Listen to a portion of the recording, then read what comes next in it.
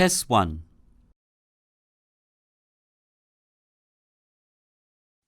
Instructions. You are going to hear a number of different recordings, and you will have to answer the questions on what you hear. There will be time for you to read the instructions and questions, and you will have a chance to check your work. All the recordings will be played once only. The test is in 4 sections. At the end of the real test, you will be given 10 minutes to transfer your answers to the answer sheet. Now, turn to Section 1. Section 1. You will hear a telephone conversation about house facilities. First, you have some time to look at questions 1 to 4.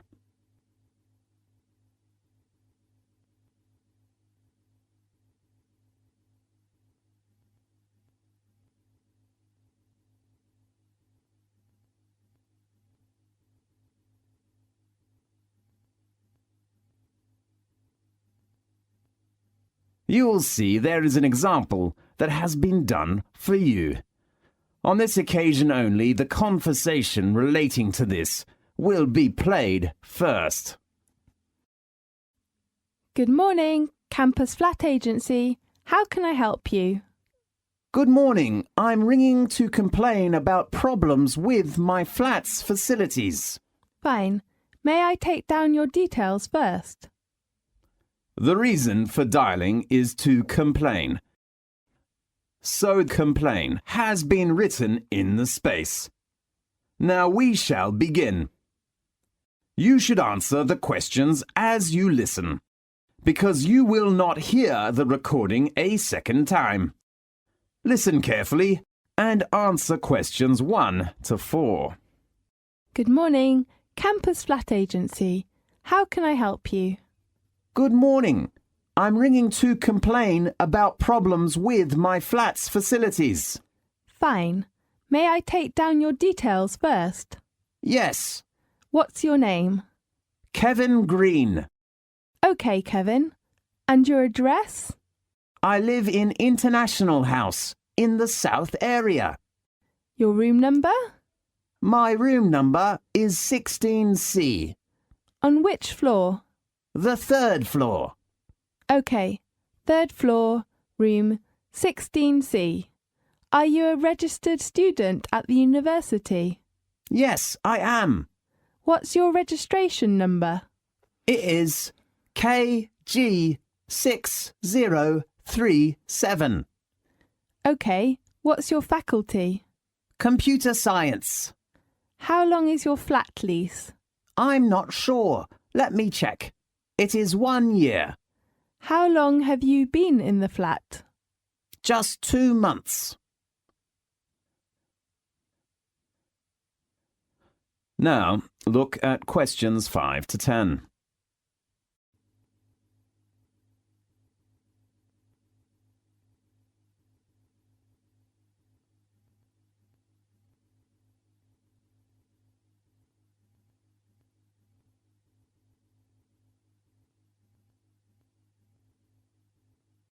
Now listen carefully and answer questions 5 to 10.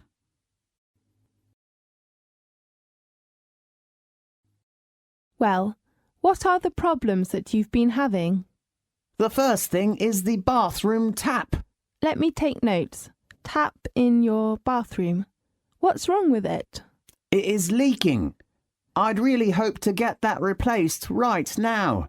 OK, how about this afternoon? That's great. Anything else? The next one is the stove in the kitchen. What's the trouble with it? You know, the stove is not a new one when we moved into the flat. Yes. Does it work? No. The door of the stove is broken. OK. How about repairing it next week? Fine. And the last point is the problem of the TV set. What's the matter with the TV set? It had no sound from the day before yesterday. Fine. I do hope you can repair it as soon as possible. You know, there will be a very good football match on tomorrow evening. We all hope to watch it. OK, how about we repair it at the same time as your stove? Great. Anything else? No, just 3 items. OK, we will get a repairman over to you tomorrow afternoon. Are you available at that time? I will return to the flat at about 4 o'clock. So, how about 5 o'clock? Fine. You can contact the repairman if your time will be changed. OK. His phone number is 654 33747. Right. Do you have any questions? Let me think. Yes. How about the repair fee? Usually, the price is at least £5, but you just used 2 months, so we offer free repair. That's so great. Thank you very much. You're welcome. Goodbye. Goodbye. This is the end of section 1. You now have half a minute to check your answers.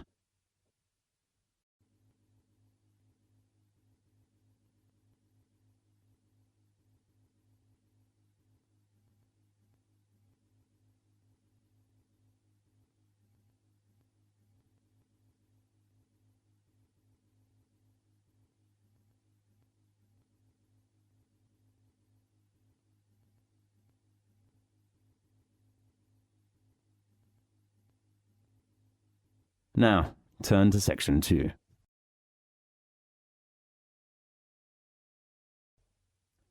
Section 2. You will hear a lecture about a sports centre. First, you have some time to look at questions 11 to 15.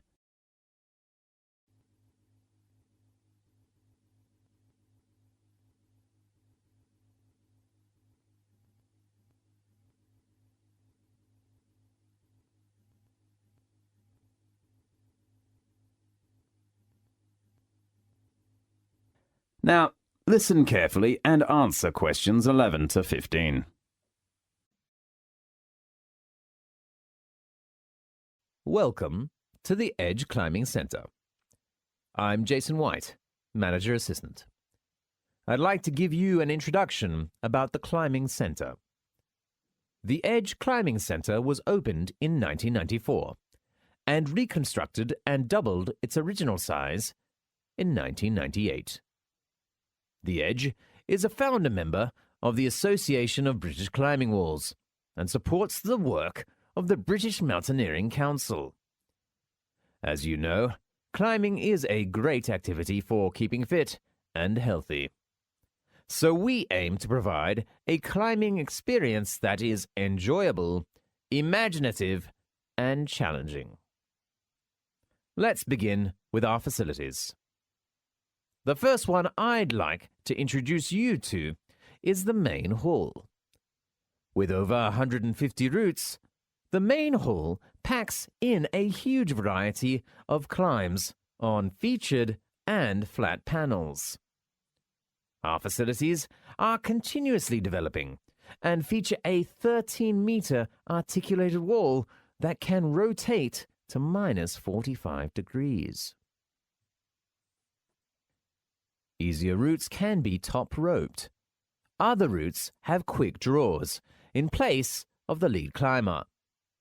We think we have every angle covered. Our bouldering area is one of the best of its kind in the country. A mixture of flat panels and featured walls provide overhanging cracks, flakes, pockets, and corners. There are angles to suit everyone, from the beginner to the most experienced climber. Located just next to our bouldering area is the small warm-up wall. You can climb at an easy standard to get those bones moving. There are lots of big holds and small crimps. In addition, it is also equipped with top ropes that are ideal for demonstrating techniques to novices. Our cafe is a relaxing place to have a rest between climbs with plenty of choice. We sell tea, coffee, and soft drinks, as well as a range of mouth-watering cakes.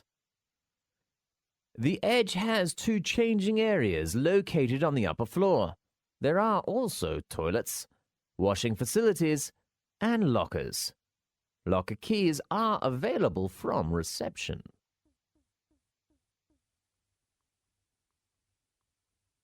Now, look at questions 16 to 20.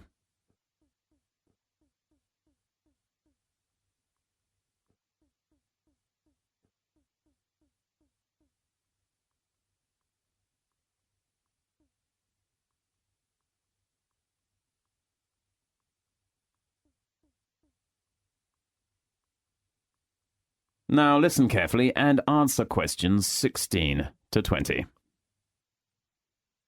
At the Edge, you can pay per visit or save on course fees by becoming a member. We have 3 types of membership. Gold membership is ideal for regular visitors. Our Gold membership packages are available for 6 to 12-month periods. You should pay £18 for half a year and £30 for 1 year. You do not need to pay any course fees. The fee of our 12-month Silver membership package is £20. Climbers have to pay £1 for each course. Both Gold membership and Silver membership is offered to climbers over the age of 18. Meanwhile, younger climbers, aged from 14 to 17, should try the Bronze membership, which is more suitable. It has the same period and price as the Silver membership. We open at 10 a.m. in the morning to 10:30 in the evening, from Monday to Friday. We are open until 8 o'clock in the evening on weekends. Please pay attention. We do not open on bank holidays. We also offer training courses, which are designed for inexperienced climbers on Monday and Wednesday evening. You can choose outdoor course or indoor course, depending on your needs. Usually, the indoor course is suitable for beginners. If you want to know more details about it, please visit our reception. Miss Morris will give you a hand. Thanks for attending the introduction lecture of the Edge Climbing Center. I hope you will enjoy our facilities in the future. This is the end of section 2. You now have half a minute to check your answers.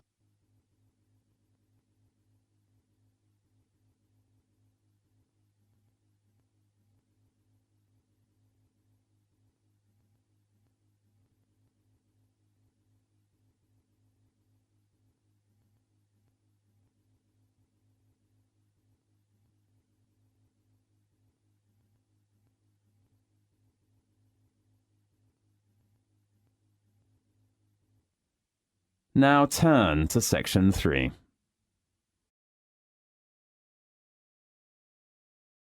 Section 3. You will hear a lecture about a university library. First, you have some time to look at questions 21 to 25.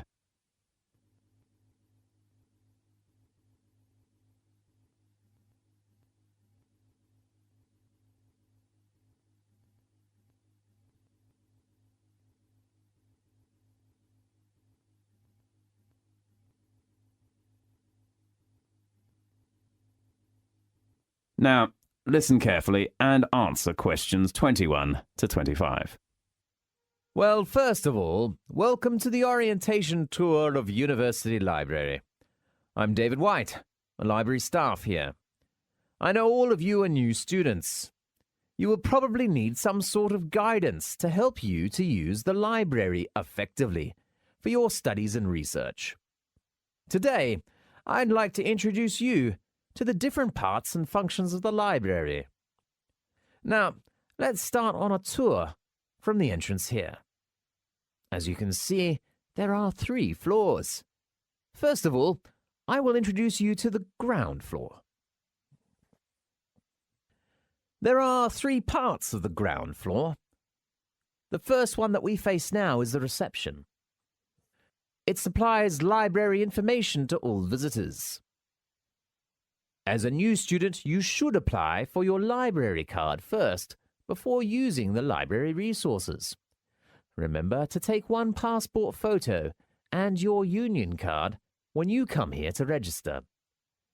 Next to it is the computer section on the right entrance. As you see, there are 10 computers for students to search library resources, such as reference books. You can also search the library information by using your own laptop in the house, but you should get your username and password when you register in the computer center tomorrow. The last section on the ground floor is the leisure bar. We make sure there is no food or drink in our reading room. If you are hungry, you can go to the leisure bar on the corner of the ground floor. It is a relaxed place. Drinks and snacks are supplied there. The large section on the second floor, located in the center, is called the reference room. You will find all kinds of textbooks, literature materials, or dictionaries in the room. Near to it is a small room called the closed reserve room. According to library rules, important reference books cannot be taken away from the library, so students have to sit in the closed reserve room to read. Now look at questions 26 to 30.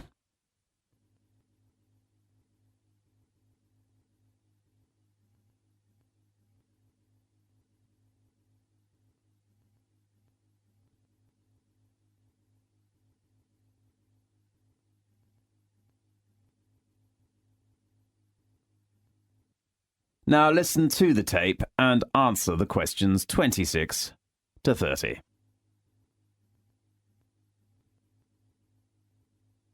The room opposite to the closed reserve room is the periodical room. We offer various current or back newspapers, magazines, and journals. There is a small room called the audio-visual room next to it. You can find tapes or CDs or watch videos in there. If you want to photocopy some materials, you can go to the photocopy room on the right corner beside the stairs. We offer 5 computers, 4 photocopiers, and 4 laser printers there. You should deposit money in your library card first and then swipe your card before using the photocopier or printer.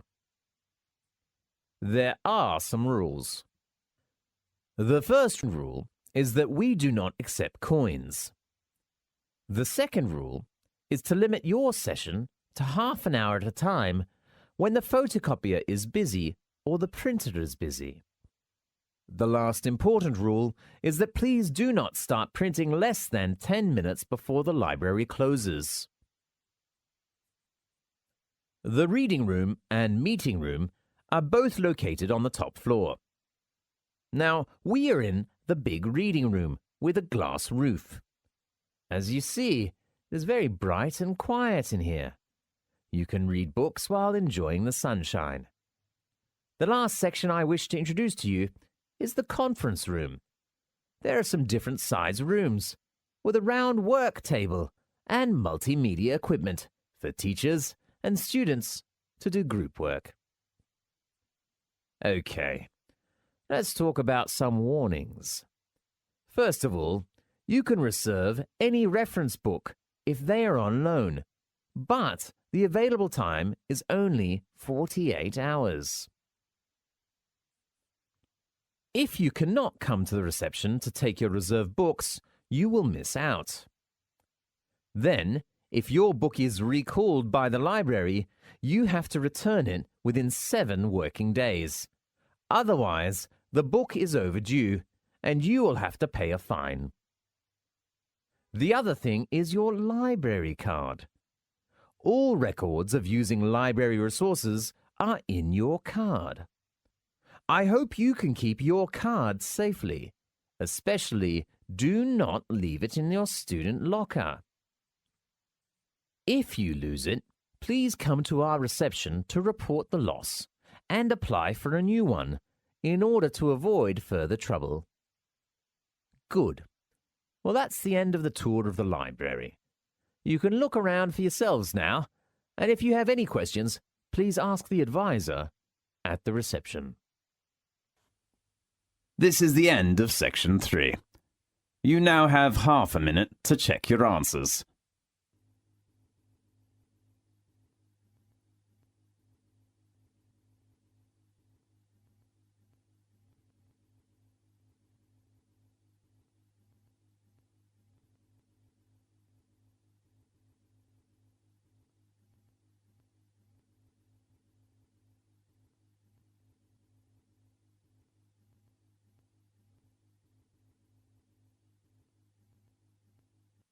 Now, turn to section 4.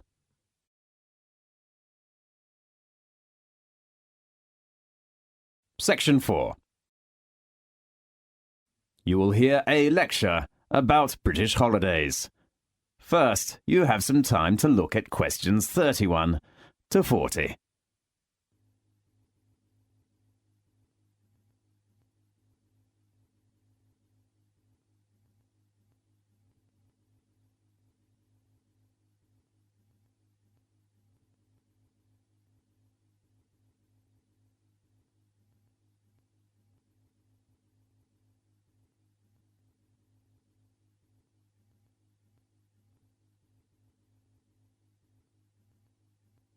Now listen carefully and answer questions 31 to 40.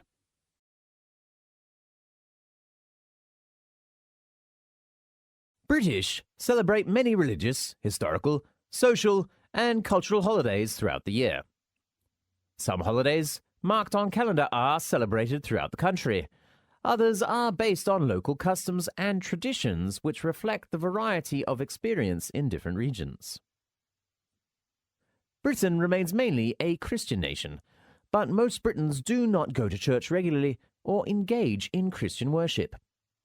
Because of immigration and changing beliefs, most of the world's religions are practiced in Britain, such as Hindu, Judaism, Muslim faith, and the Sikh. Christmas is the biggest and best-loved British holiday. While Christmas has a Christian meaning, it commemorates the birth of Jesus Christ. People usually celebrate Christmas by decorating homes and workplaces with colored lights and Christmas trees and ornaments and exchanging gifts. There are 3 traditional Christmas activities in Britain. One is the Christmas pantomime, a comical musical play. Another British Christmas tradition is to hear the Queen give her Christmas speech over television and radio. The British Queen is also the Queen of other nations, such as Canada and Australia, and so her speech is broadcast to millions of subjects throughout the world. The third British Christmas tradition, which is also celebrated in countries with British heritage, is Boxing Day, which falls on the day after Christmas. People used to give Christmas gifts or money to their staff on Boxing Day.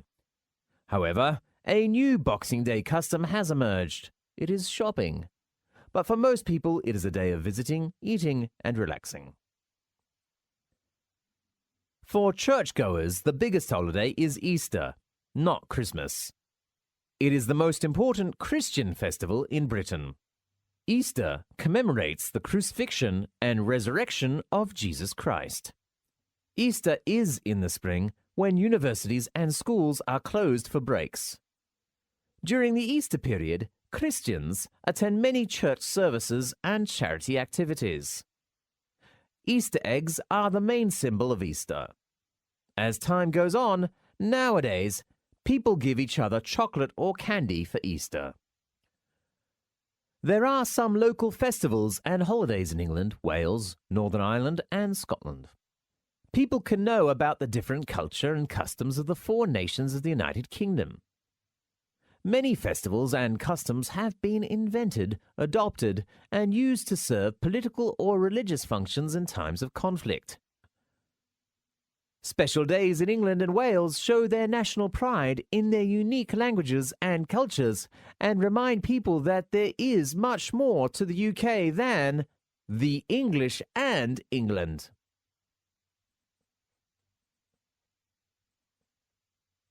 One truly English holiday in England is called Bonfire Night, celebrated in early November. English people celebrate this event in the traditional way. Small children with a straw effigy called the Guy appear on British streets. They beg for money from passing adults. They buy lots of fireworks to set off on Bonfire Night. Most communities have public bonfires, where people gather to cook potatoes and sausages in the fire and watch fireworks performing. The biggest Bonfires Night celebration is held in the small medieval town of Lewes, where torchlight parades wind through the narrow streets.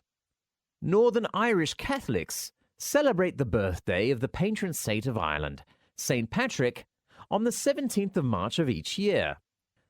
Patrick was a Catholic bishop who lived in the 5th century and is thought to have brought Christianity to Ireland. He lived in Great Britain, but was captured by Irish raiders and became a slave at the age of 16. He eventually escaped and returned to Britain. However, he accepted the invitation of the Irish and returned to Ireland to begin his successful missionary career. Most British people welcome the coming of the new year. In Scotland, New Year's Eve is called Hogmanay. It is on the 31st of December and is the major winter celebration. But Christmas is very quiet. How Hogmanay is celebrated varies through Scotland, but one widely practiced custom is first footing. There is a superstitious belief that the first person to cross the threshold of a household in the new year can bring luck and prosperity. The appearance of a young, preferably dark-haired and handsome man is considered particularly lucky. First footers usually bring a bottle of alcohol, a lump of coal, or a peat as a gift and given a dram of whiskey as their reward. Halloween, the 31st of October, is another Scottish festival that comes from the great feast of the pagan Celt. It is particularly connected to ghosts. At parties, people dress up in strange costumes and pretend that they are witches.